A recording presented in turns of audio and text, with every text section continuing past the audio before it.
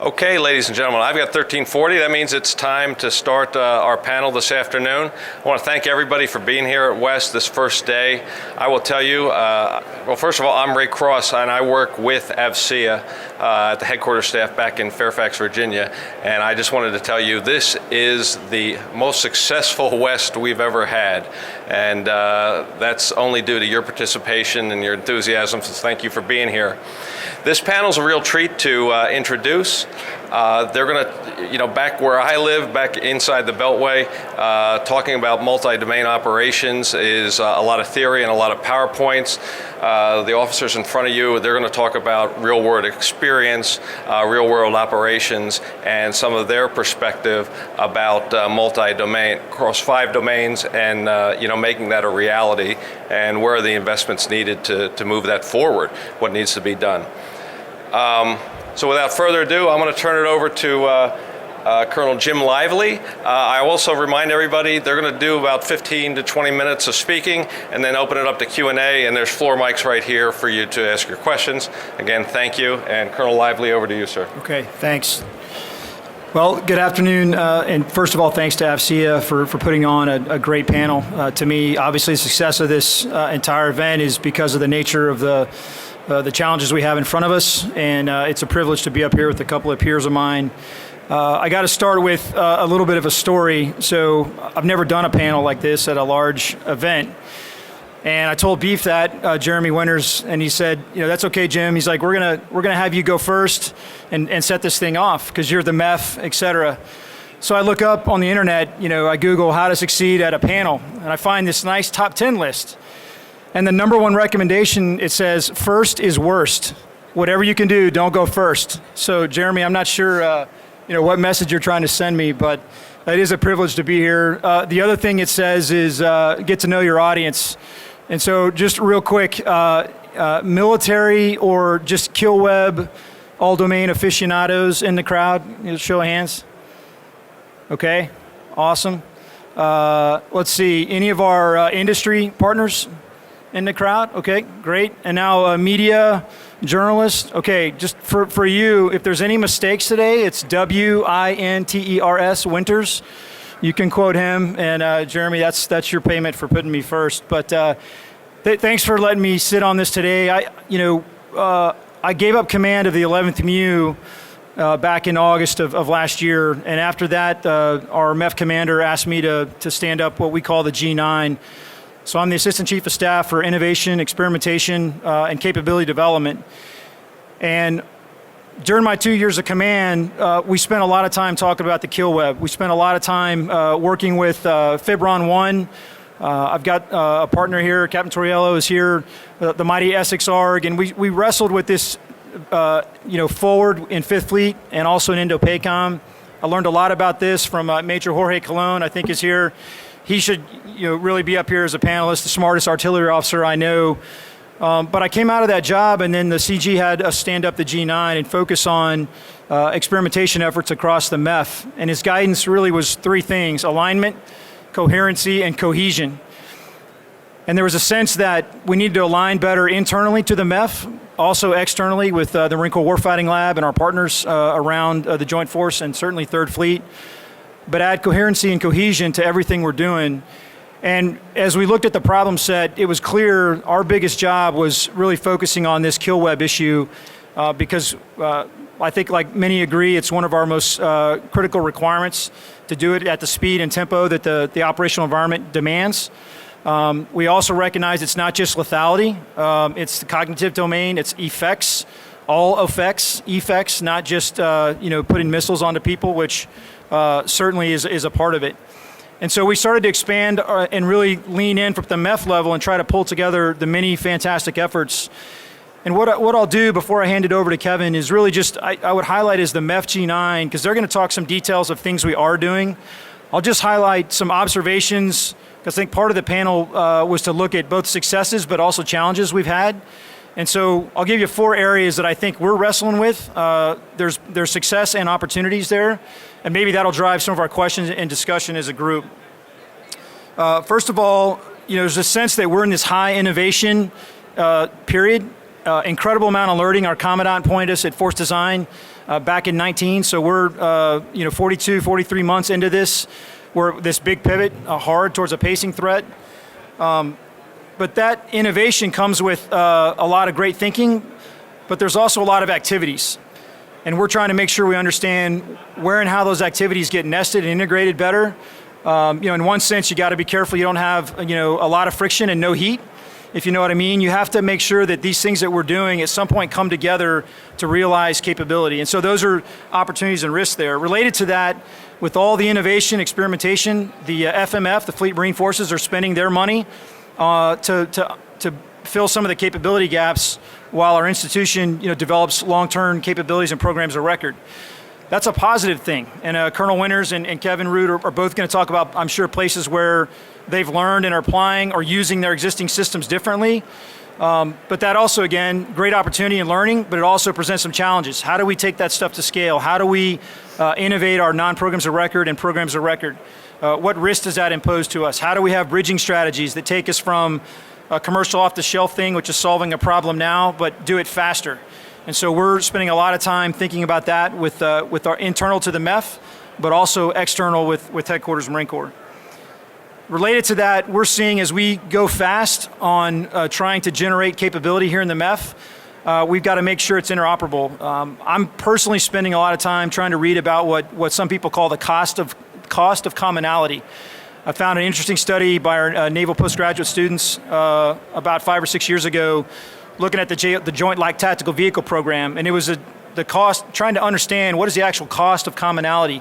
When you take all the requirements at echelon and then horizontally with the attempt to make this unique joint capability, where and how do you make trades because of time, or the resourcing cost goes up to the point that it's not perhaps as relevant when you need it most.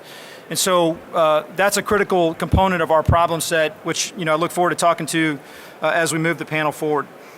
The last piece then is that leads to scale, and how and when do we make scale decisions. One of the things we're thinking about inside the MEF is like, what does scale mean anymore? Typically scale for a general purpose force means kind of mirror imaged like program across all the force. Can we afford to do that? Can we afford to do that based on time, not just money, to get the capability where we need it? Do we have to geographically focus it? Is it a functional focus? And or do we find places where you got a as-is capability? How do we understand how to accept the risk to do that time now and then scale at the point of impact, which may mean you're not going to scale elsewhere. So those are things we're talking about. And I would just close with, and it's kind of said different ways, ideation, incubation, scale is one. I know Harvard Business School looks at innovation that way. Speculation, experimentation, implementation is another way to look at it. We're in, I believe, and I think a lot of people agree, this ideation, incubation phase, a lot of speculation, experimentation, but you're almost at this tipping point where, based on the threat environment, we've got to go faster and figure out what scale, the appropriate scale means time now to put the right capability in the hands of the warfighters. And I think Colonel Root and Colonel Winters are the great to follow me and talk about where in the MEF we're doing that. Time now, as is capabilities, but hopefully that points to perhaps where we need to make investments sooner to realize capability. Thank you. Thanks, Jim. Good afternoon, everyone. Kevin Root. I'm the commanding officer of the One MEF Information Group. A lot of people don't know what the One MEF Information Group is, so I'll give you a very quick synopsis, but I only plan on talking about 5 minutes because I think the most interesting thing is going to be the question and answer part towards the end. So the MEF Information Group stood up in 2017. It used to be the MEF Headquarters Group. It had a very headquarters-focused and centric role, and that was to support the MEF command element. When they changed it to the MEF Information Group, it also changed it to an operational role. Within the MIG itself is 5 subordinate units. You have a 1st Anglico, Air Naval Gunfire Liaison Company. You have 1st Intelligence Battalion, 1st Radio Battalion, 9th Communications Battalion, and 1 MSB. That's the MEF Support Battalion. The MEF Support Battalion took over a lot of the headquarters roles and functions that the MIG did or the MHG did in the past in support of the MEF. It's important to know that these seemingly disparate organizations all have a role and a function supporting together. The mission that's been given to the MiG is to provide assured C2 and C5 ISRT, counter C5 ISRT, to the MEF headquarters, to the MEF command element. That doesn't mean we do that in isolation, and it doesn't mean we do that as the only unit that does that. It's in partnership with a number of other organizations inside of our MEF to coordinate and synchronize and integrate effects in the battle space. One of the things that our commanding general did when he got to one MEF was he operationalized the MEF. To the MiG, what that meant was we stood up our operational combat centers. And for each of those subordinate battalions, that's the Intelligence Operations Center, which provides analytical support and intelligence support across a number of areas in support of the command element. We stood up our virtual SIGINT Operations Center, which is something that was alive and well during support to CENTCOM operations. We've just refocused that in support of the MEF into the Indo-PACOM theater. We've got a Network Operations Center underneath our 9th Com Battalion and a Security Operations Center. That allows us to start to integrate and synchronize the effects where we need to and when we need to, while assuring C2 on behalf of the MEF command element. That means we are providing resilient comms and we're securing those comms at the same time. One of the things that we've been working on in the past year, and it's really to set up Colonel Winters and his team, is multi-domain effects teams. Long gone are the times where we've had very discrete and functionally oriented collection teams and operational elements that can put effects into the battle space. Now we're looking at putting multi-domain effects teams out there, which come from these subordinate battalions, but now they're task organized and purpose-built to provide capability, both collections and effects across the battle space. So happy to take questions and to talk about the multi-domain effects teams as we go.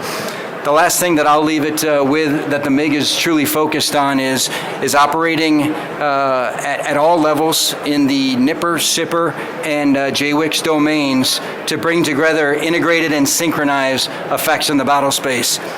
That point is extremely important because unless you're doing it at a level where you can synchronize all aspects across all 5 domains, you're not going to bring together the situational awareness both on the intelligence side, the adversary side, and you're not going to bring that operational side to where you can actually react and put effects on target.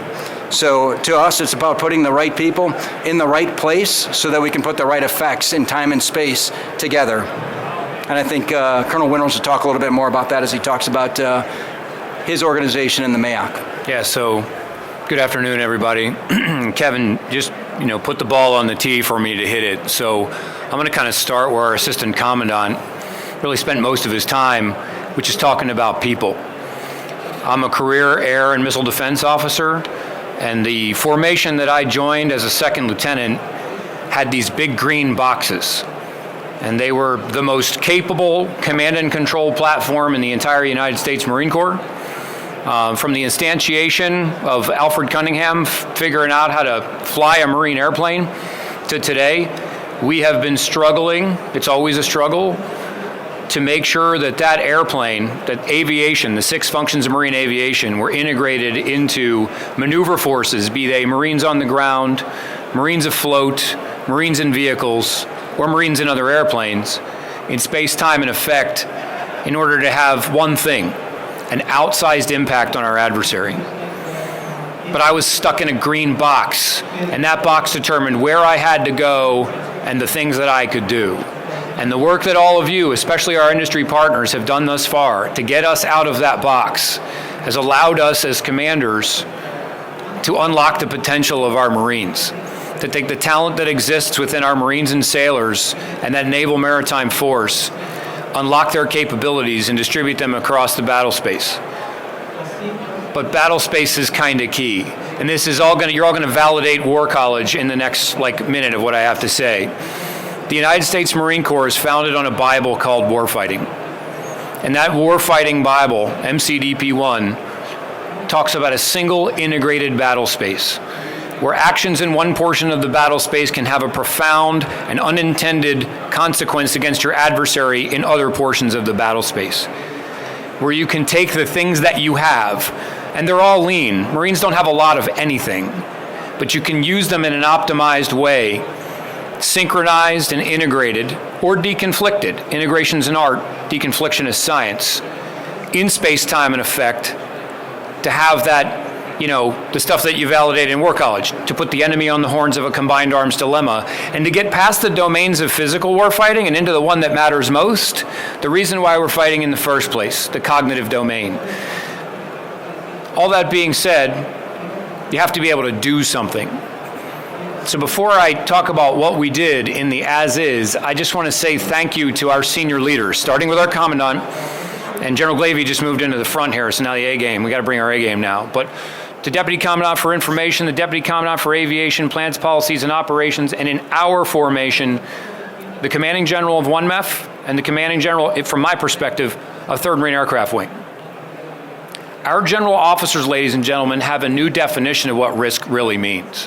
When we start talking about fighting an adversary who's going to put a ship at the bottom of the ocean, or we're going to put their ship at the bottom of the ocean, some of the operational risk management charts you may have seen in your life kind of become laughable, okay?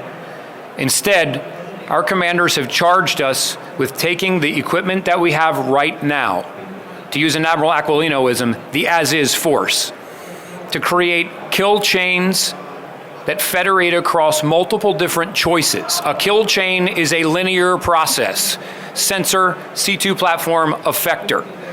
Federate them in a way that allows commanders, a C2 apparatus, to choose multiple paths through a framework of sensors, C2 platforms, and effectors, where we can push scaled capabilities to the tactical edge. And for those of you who speak, the comm terminology, the PACE plan, it's just not about electrons. If the PACE plan fails, or if it starts to cascade because the adversary is getting into our networks, there actually has to be a human capable of performing target engagement authority duties at the edge that matters most. All of this drives tempo. All of this drives tempo. So, my formation, a Marine Air Control Group, most of you who are familiar with that understand that we have the radars, the air defenders, the airspace controllers, all of the joint data links that are within the MAGTF really reside within the Marine Air Control Group. A lethal little Stinger battalion, known as a Low Altitude Air Defense Battalion, and then really the connecting file of how we do all of this, which is a Marine Wing Communication Squadron. But in multi-domain operations, the terrestrial domain also matters. So in 3rd Marine Aircraft Wing and 2nd Marine Aircraft Wing, we've combined Marine Wing support squadrons. Think Air Force Red Horse, think Seabees. And now we are looking at ourselves in a completely new way as a multi-domain force. By using my Marine Wing support squadrons, whose mission it is to establish and sustain expeditionary advanced air bases, scaled air bases, I can look at my formation and say, I think I'm the most purpose-built EAB unit in the Marine Corps for the 21st century fight. If our Commandant says the pacing warfighting function is logistics, a Marine Air Control Group now can conduct logistics, no kidding, for real, like deliver gas to the point of need. But if I partner that with capabilities that do interoperable joint data links that can control physical battle space and are tied to the fires and effects platforms, not just of the MAGTF, but of the joint force, it's like data logistics. And so what we've started to do is experiment with a hub, spoke, and node framework within 1MEF. In so doing, we are able to expand not only the digital battle space for that combatant commander, but the physical battle space for that particular commander. And there's a great system. I know we're here to talk about lightning bolts, laser beams, and killwebs, but taggers. The Tactical Air Ground Refueling System. It is a little dune buggy that pulls a 250 gallon per minute pump. That 250 gallon per minute pump can hot refuel 2 F-35s in under 30 minutes, which is faster than our current fuel system can hot refuel 1 F-35 right now.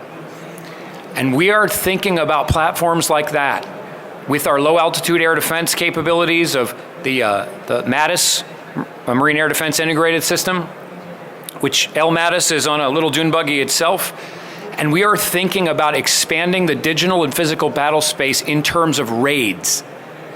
hard-hit raids, where the ground combat element seizes terrain and holds it for us. We pop up this episodic and temporal node that delivers real logistics and data to expand the Killweb architecture, and then we're out of there because somebody else is trying to target us.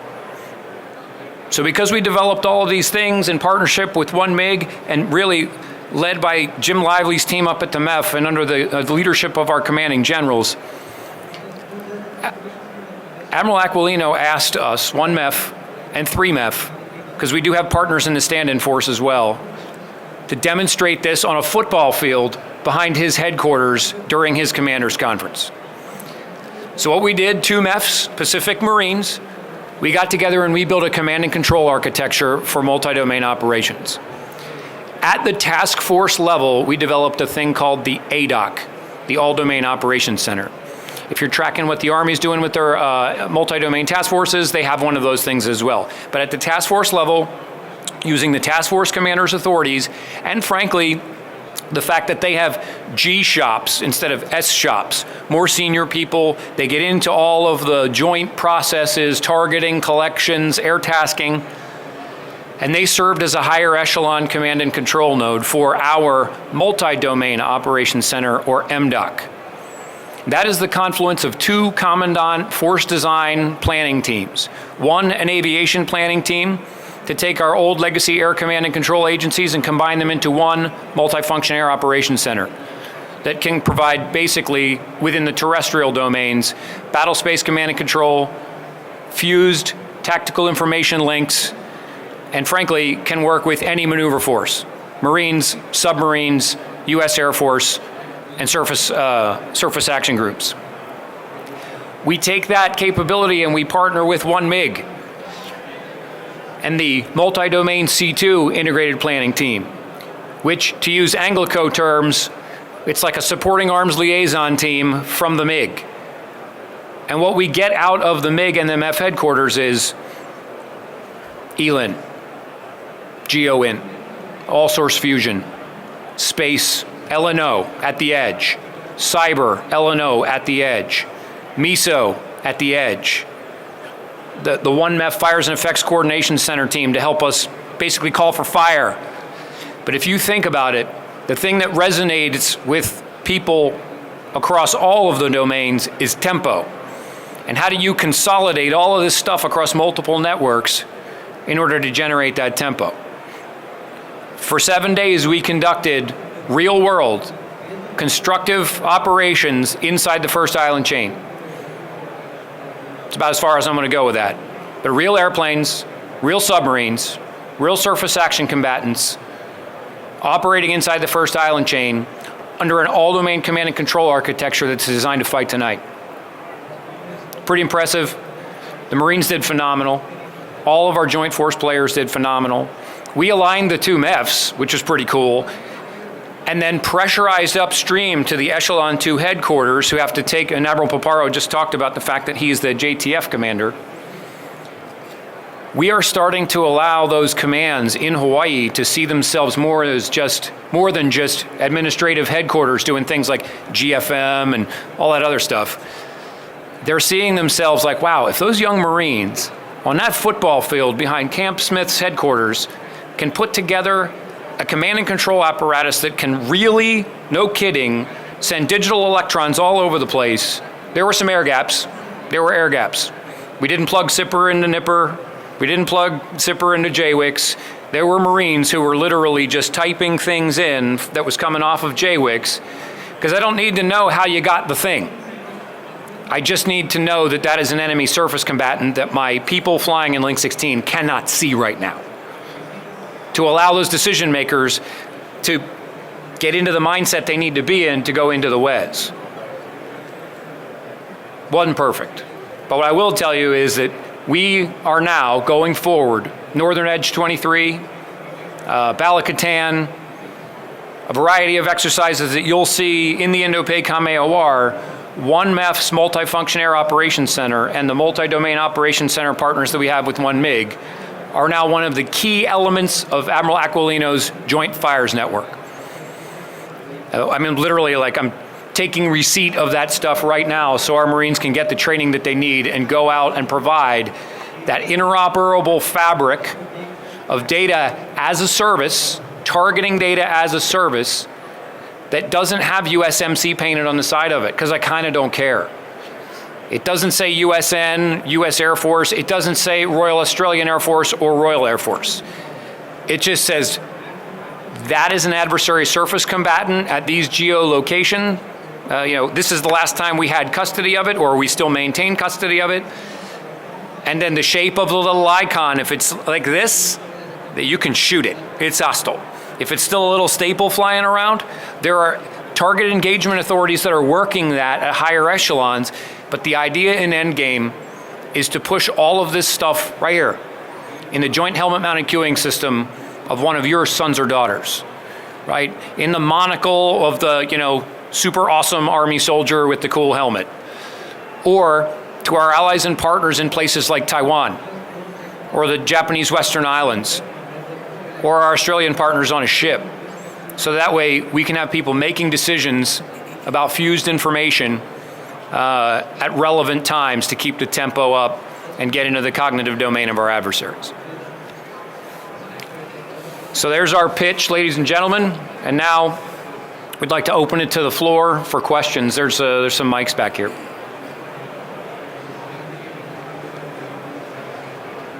No questions, we nailed it.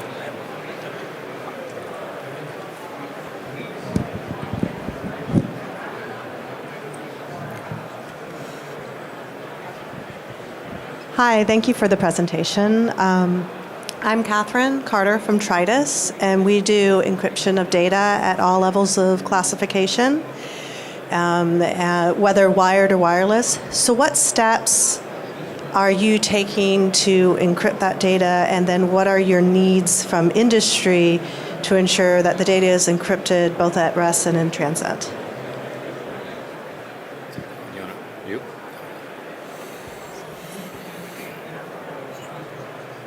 So on the transport side, one of the things that is important to us is to have a resilient plan, a PACE plan. And we work with so we have different proprietary and program of record transport devices in both of our comm formations. During our demonstration for Amaraquilino, we had a Starlink terminal, we had a Viasat MMT, so SATCOM as a service, and then we were using our program of record, it's called the McQuiz-X. It's the Marine Corps' basically small wideband SATCOM terminal. We were also tunneling through both the DISA fiber pipeline and notionally a host nation fiber capability. Now, I will tell you, when I was out in Valiant Shield last summer, I was the Sector Air Defense Commander for the Philippines. We actually used the Philippine telecom fiber and tunneled through it. But each and every one of those systems comes with kind of a bespoke encryption capability. I'll speak more, ma'am, I'll speak to your question, but I'll also speak broadly. Because of the speed that we will need to operate with, bespoke anything is kind of becoming a thing of the past. And I know that you work in companies that make money. I'm supposed to spend every dollar they give me in order to, accomplish my job, which seems silly, but containerize it. Containerize it. I have multiple encryption streams on my iPhone that are federated into the different apps that I have under different subs to Uber and to USAA and whomever, So if I were to give you one simple answer, is I need a platform agnostic encryption capability both on my end user devices and for my transport. I think I got that. Kevin's. Catherine, I'll just highlight one point and then expound on it one level further from a MIG perspective. So each of these levels of transport are encrypted, but to the resilient comms piece, using all aspects of this and the ability to move from one to the other as they start to close down on you to open up other paths is absolutely critical to resilient comms and C2 in general.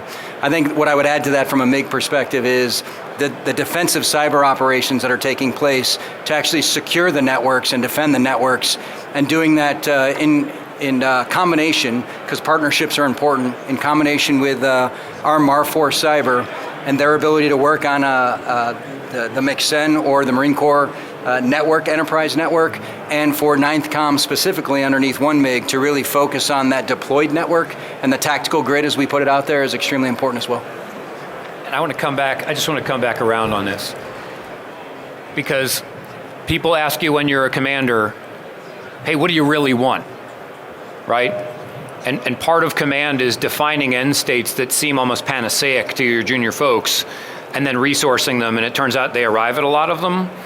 As we migrate as a joint force, really as a DON towards ZT, right? So a zero trust architecture, I should be able to have one card. I'd love it if it were my ID. I hate having like another thing that I am bound to lose.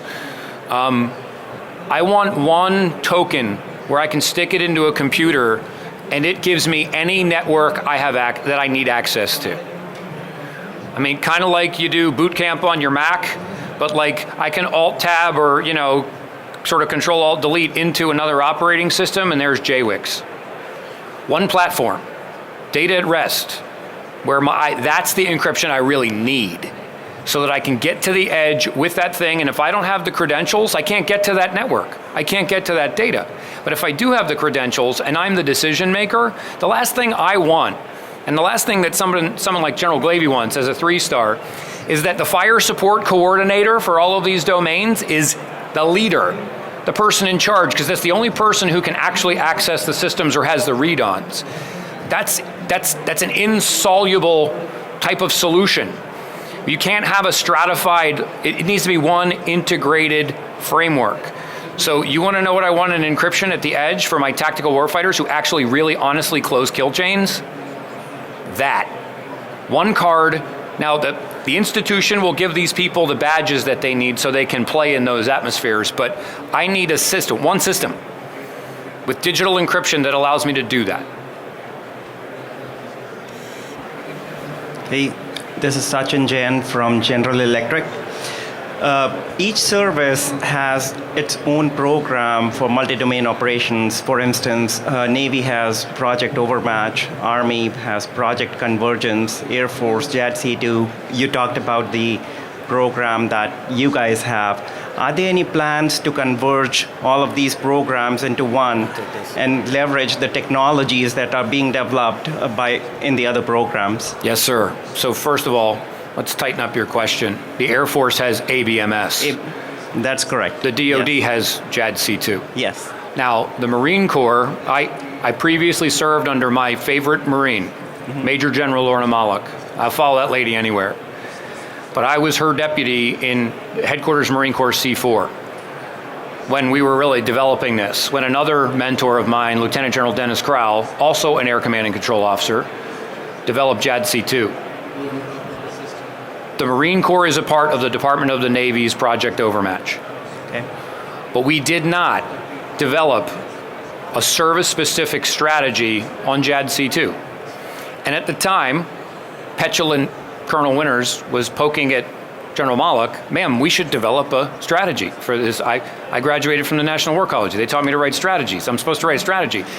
And she's like, we're going to live under the Don umbrella for a while, Beef, because it was more important for the commandant to shape force design and then allow us to see how the Joint All-Domain Command and Control apparatus would fit into this Marine Corps that our CMC was envisioning for us.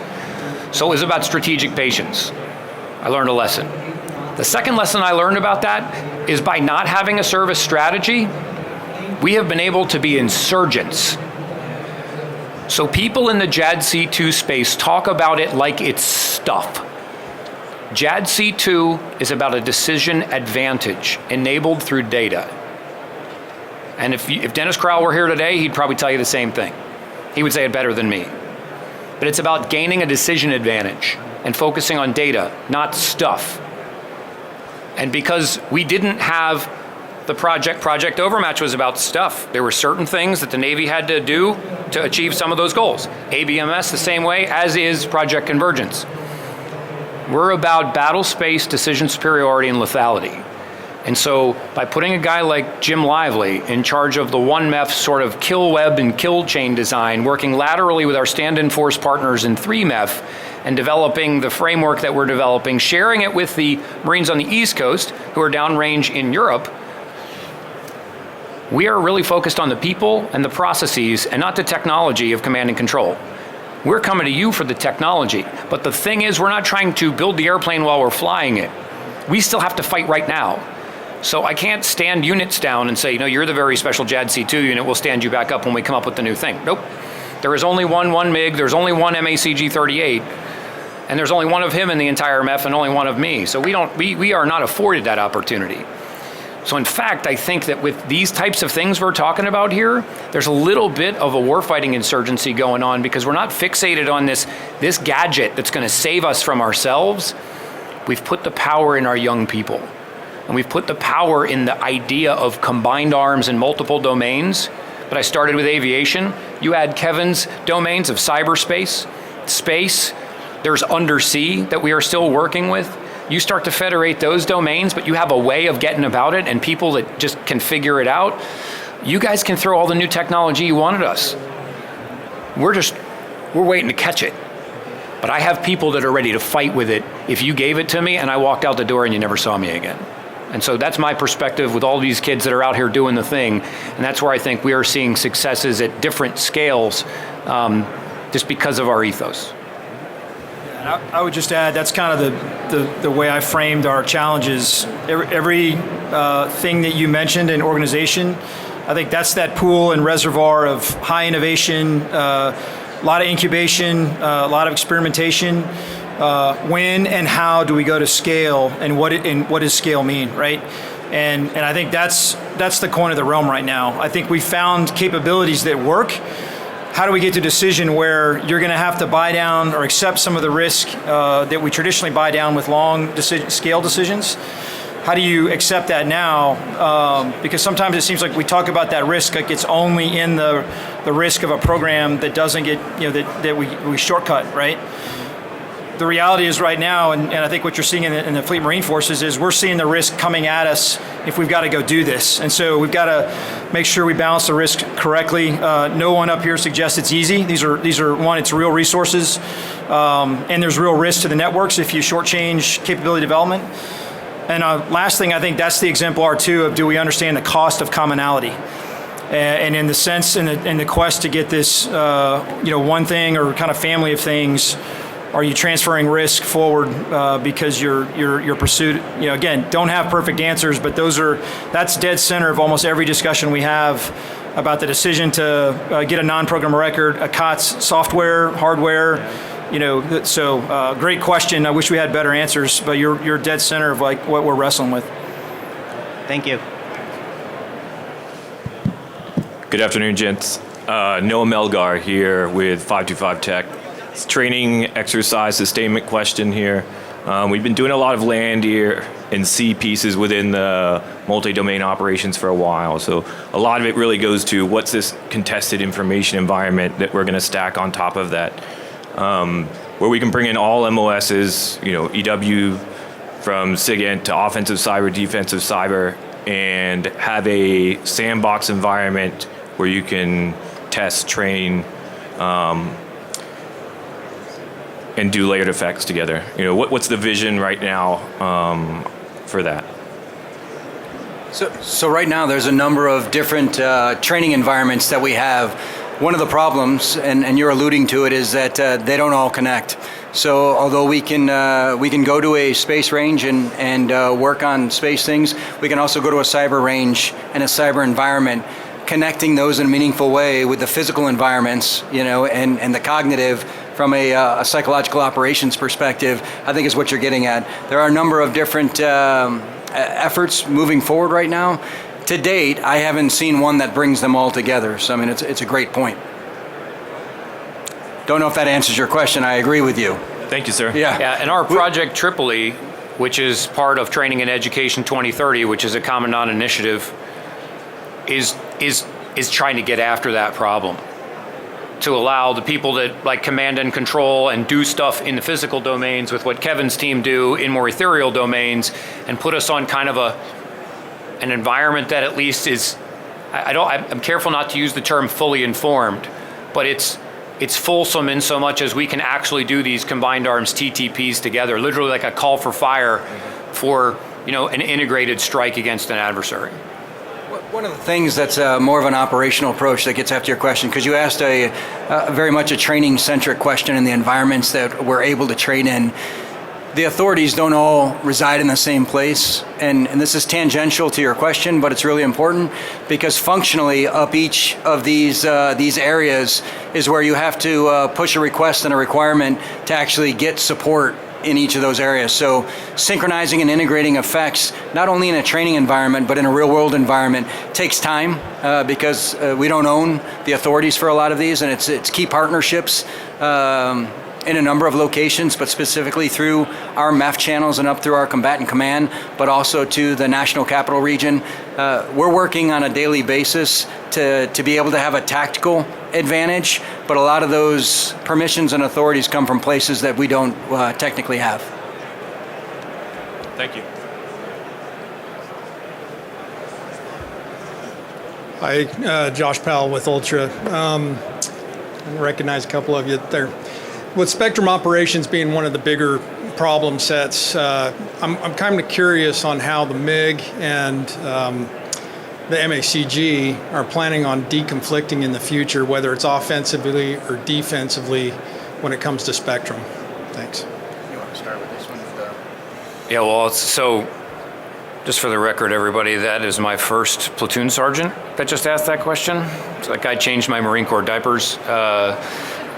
And so if I'm doing a great job, it's all me. But if it's bad, you got to blame him. But so thanks, Josh. We operate in a world in the Marine Air Control Group where we are able to pull down authorities from higher headquarters. I regularly perform as a sector air defense commander. I regularly perform as basically the kill box owner, the kill box manager on behalf of the JFAC. We generate an air tasking order. We control airspace. So we understand authorities that may actually not even reside within the Marine Corps, and we work by, with, and through the individual or the formation that has those authorities. So first and foremost, the EMSO, electromagnetic spectrum operations, he's got that. Right? He and the MEF on up the chain own that. And in fact, we have teams that work together to basically carve out pieces of the spectrum for things like my TPS-80 radars, or the division's TPS-80 radars, or our links, or our comms, or whatever. So our partnership is basically the information warfare commands inside of one Marine Expeditionary Force. We're always talking, and our staffs, while not threaded together, because we are focused on sort of different functions of that multi-domain fight, we still work by, with, and through each other. But really the key stakeholder that allows us to work together is the 1MEF G6, Colonel Dom Ford, and his team that on behalf of Lieutenant General Smith apportion and allocate portions of the electromagnetic battle space, like we do in the physical battle space, such that we hope to have integrated operations, an art. Oftentimes we have to have deconflicted operations, science, just keeping things away from one another so that we can stay in our lanes or cross lanes as appropriate. So from my perspective as doing a lot of the actual kinetic commanding and controlling, the no kidding TIA for kinetic fires, it is a by, with, and through strategy with Kevin and his team at the MiG to our MAGTF headquarters up all the way through the JTF. The only thing to add, I think, is if General Smith was here, the core of the Marine Corps is fighting as the MAGTF, and although we may break down into smaller elements, it truly is the MAGTF fighting. So between Beef's organization, my organization, the MEF command element, the MSCs that we have, it is fighting as a MAGTF, and the sport's there. Yeah, and I think the prize is, we always are going to have a deconfliction requirement, and we always must be able to do it if we're in a denied environment with human beings. We know that's going to be slower. So we're, back to industry, and this is what I know a lot of the Marine Corps Warfighting Lab and a lot of energy into how do we make deconfliction done at the pace of the machine so we can generate effects faster. So that's obviously, a big challenge, as you know, Josh, better than anybody. Sorry, because nobody's stepping up, so I'm going to step up. So do you see that into the future where, like we use an op task link to deconflict the data links, right? That's a standard that we use for interoperability within the joint world. How is the MAGTF planning on institutionalizing that to streamline that process then? I mean, because right now talk is great, right? Until you have to maneuver and you have thin line comms that break. So are you going off of like mission type orders, or, I mean, I'm trying to understand that moving into the future. Thanks. Yeah, I think, Josh, these are great questions. I think some of this, as the technology matures and we actually generate the capability to do some of this, either with configuration software, how our C2 nodes interact. Right now, we're just not there yet, where we can hand off some of those traditional deconfliction functions to a system with a human or a C2 node, watching on top of it, so that when it goes off because the adversary does something, I can quickly step in. But I think the answer is yes. I mean, you're going to have to, but we're kind of searching for this capability. Unclear if, when, or how it comes. But that again ties back to, if we get one here soon that's right now good enough, decision, do you get it and take the capability it gives you now, even if imperfect, or do we take 10 years to get it, through a long, right? And so that decision's probably coming sooner rather than later. And I'll tell you, in the Commandant's task, and really the CNO's task, to get after naval integration, where all these Marines trying to read composite warfare handbooks and figure out how's the Navy C2. You threw the rudder over too hard. In this campaign of learning where we're now actually iterating with each other, we have here in San Diego, we have a council of captains and colonels who get together. NIWC PAC hosts a thing called Fight Club, and that's sort of uber technology. There's also a warfighter group that just gets together and talks about breaking the bad guys' stuff. And we get after what's really going on. And we're really learning how to do things from each other. We've got crew des captains right now that are asking Marines from my control group to go aboard their ships to help them figure out how to do fire support coordination type stuff on a warship. We are taking on things like, I wish Jen were here, because Captain Jen Ellinger, she holds Marine School very often, because she gets us, and she has been a partner with 1MEF and 1st Marine Division from the Steel Knight side of things and from our MRF-D workups. But Quebec, the Quebec function, the Information Warfare Commander, and the op task messages that go into performing the Quebec function, emissions control, radiation control. There are silos of that level of understanding to see yourself in spectrum, control yourself in spectrum, be signature aware, be low signature. Well, we're learning a lot from the different TAC-SITs and MCON situations that the Navy's SAGs and CSGs put themselves in. And because we are now starting to actually work together, like trading Marines, I think what you're going to see, and it's probably not fast enough, but like we're going as fast as we can. We're starting to build from the edge. We have edge capabilities. Edge, time now.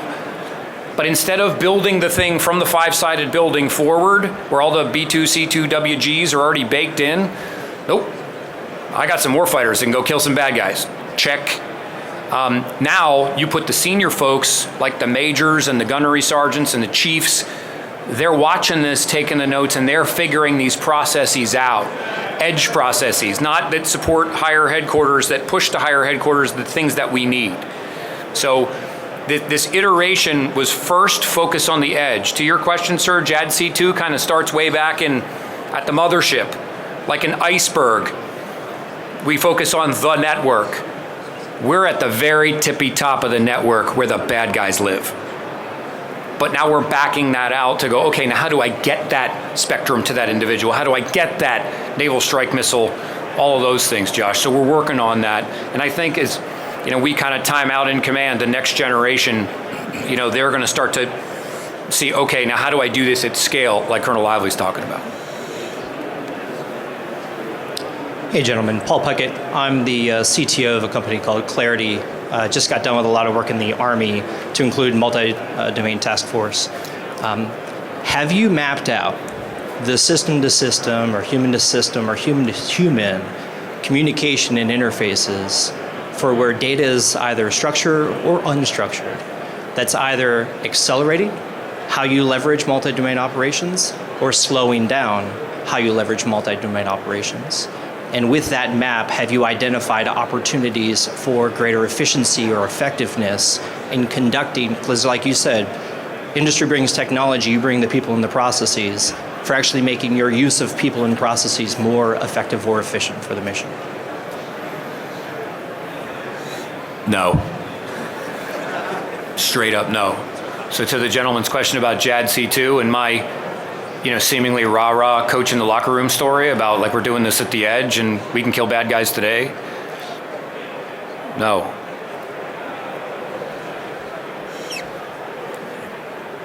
Yeah, I think we're I know we're about to wrap up here, but I think some of these are inflection points. If you haven't read, there's a recent report put out by the Center for Strategic Budgetary Assessments, Dr. Monacan and his team looking at innovation against pacing threats. And there's a great vignette from 1981 about Rear Admiral Tuttle, who was a carrier battle group commander. Some of you may know this story, but sees a need strikingly similar. Track management, track analysis, prediction, various types of data management and data translation requirements. He gets a COTS off-the-shelf computer. I was 6 years old in 1981. I didn't know we had computers small enough but he got it on a ship and then started driving the Navy at what ended up becoming what's called JOTS, Joint Operational Tactical System. And then he drove it through up until he was a 3-star. It took 9 years to go to scale, but by the early 90s, all the surface combatants had this capability, which then dominoed into probably some of the things we see now.